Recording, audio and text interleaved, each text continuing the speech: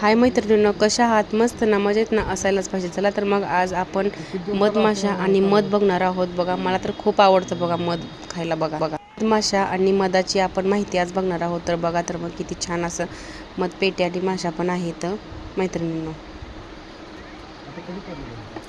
ही जी आहे ना, ही अंडी आहे ती पॅक केलेली आहे. त्याच्यातून त्याचं ते हे होतं उत्पत्ती.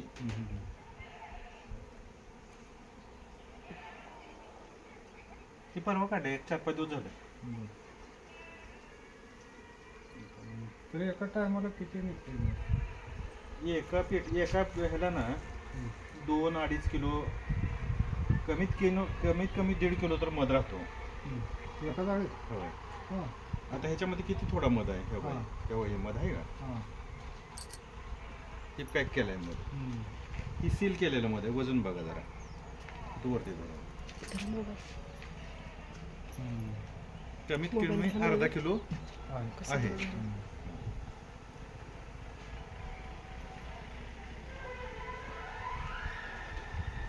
किती पेट्या दिल्या? जवळजवळ 150 पेट आहेत.